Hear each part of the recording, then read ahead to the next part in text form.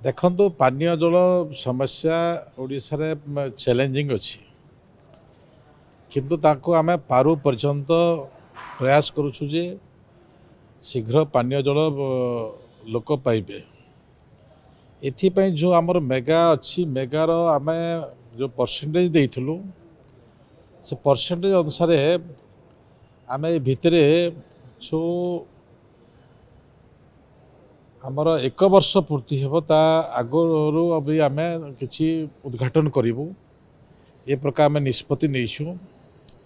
ମୁଁ ଛୋଟିଆ ଗୋଟେ ଏକ୍ଜାମ୍ପଲ୍ ଦେଉଛି ଯେ ଆମେ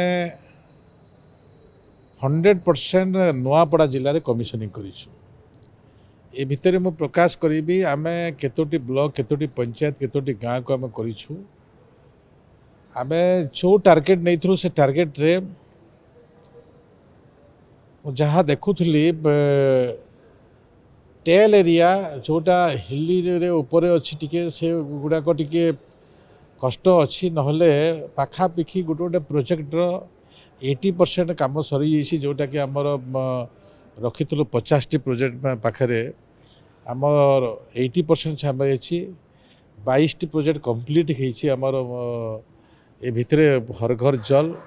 ଆମେ ତାକୁ ଏ ଭିତରେ ଆମେ ଲୋକଲୋଚନକୁ ଆଣିବୁ। କିନ୍ତୁ ଆମେ ଯେଉଁ 24,700 ଟ୍ୟୁବୱେଲ୍ ସେଙ୍କସନ୍ କରିଛୁ ତାରି ଭିତରୁ 1,700 ଆମେ ଡିଗିଂ ସରିଯାଇଛି।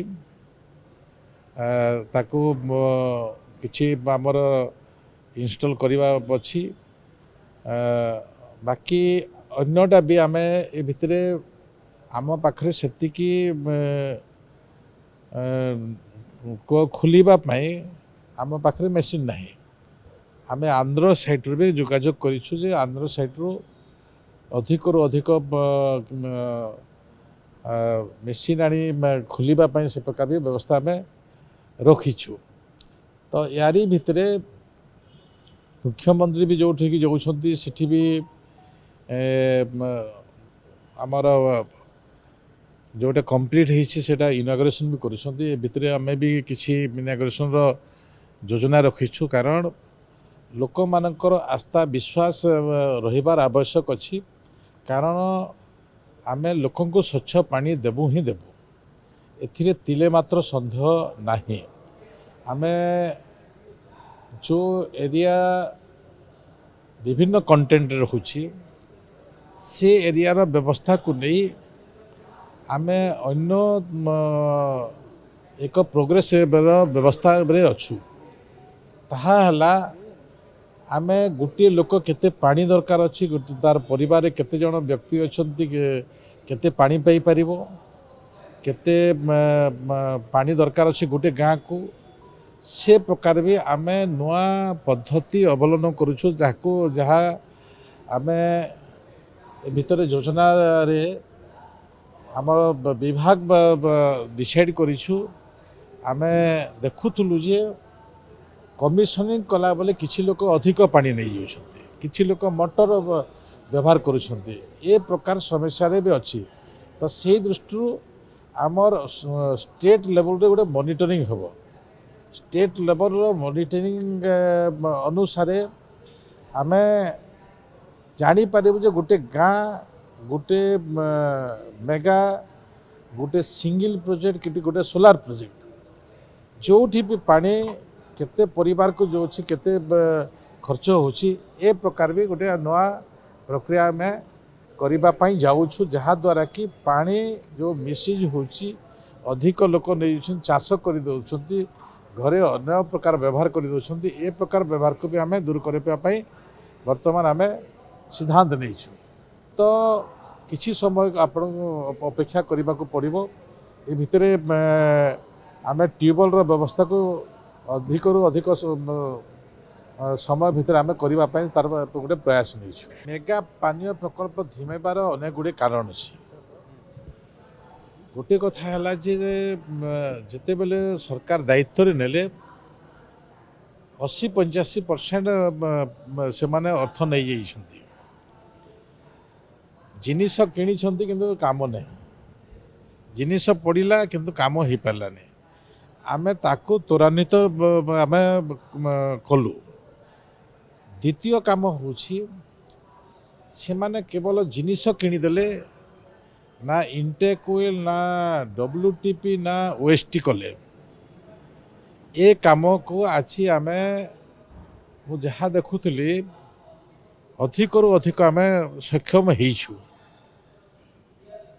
आउ गुटे भितरे लेखुना थिला जे से माने जो विभिन्न डिपार्टमेंट विभिन्न विषय रहुछि आमे NH रो कथा कहंतु NHA रे कथा जो RD रो कथा फॉरेस्ट डिपार्टमेंट रो कथा रेलवे रो कथा ए प्रकार जो विभिन्न विभाग सहित प्रतिबंधक सृष्टि होतला ए काम को भी आमे स्ट्रीमलाइन कर देइछु।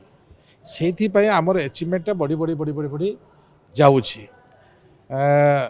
ए काम भी विगत दिन हेउ नथिला ताकू भी आमे ये कलु। एबे आउ गोटे काम हमको पय व्यतिक्रम देखा जाउछि। मु आछि गंजाम जिला कहबी गंजाम जिले रे आमर सालाइन वाटर बैक कला 2 वर्ष है सेठी भल वर्षा नहीं से दृष्टि सेठी सालाइन वाटर आज बैक करुँची आम 100% कमिशनिंग करी आम पानी दे पारुन माने ब्रह्मगिरी एरियाटा आम पानी जाऊला किंतु एबे सालाइन वाटर होगा से गोटे आमको एबे अन्य गोटे प्रोब्लेम आसला। मु देखुली जे अनेक नदी गुड़ाक तांकर सुओ अन्य पटे हो जाउछि। गोटे पटे पानी आसुला आउ गोटे पटे पानी आसला ए प्रकार भी व्यतिक्रम देखा अच्छी। तो प्रत्येक विषय गुड़ाक आमर आम जानी पारिलु से ताकू सर्ट आउट करने मानवर मु कैबिनेट रे भी ए कथा को रखी मानवर चीफ मिनिस्टर मोहन माझी को भी ए विषय में अवगत करेछि एवं से भी रिव्यू कला हृदबोध करिसंती जे एतार ट्रैक भी चेंज हो जाउछि ए प्रकार भी अनुभव करिसंती। तो से दृष्टि भी आमे एबे आमर जिते डिविजन अच्छी सबू डिविजन रो जो माने एग्जीक्यूटिव एससी अच्छी समस्त को आमे निर्देश देइछु जे आसंता 4 तारीख दिन पर्यंत सबू डिविजन रो जो समस्या अच्छी तार गोटे रिपोर्ट प्रस्तुत करेंगे एवं से रिपोर्ट प्रस्तुत कलापर आम जहाँ समस्या अच्छी से समस्या को समाधान करने सरकार गोटे नुआ पदक्षेप नेब तापर ही आम संपूर्ण करें बोलिका मुझे आपण विश्वास देवाई चाहे।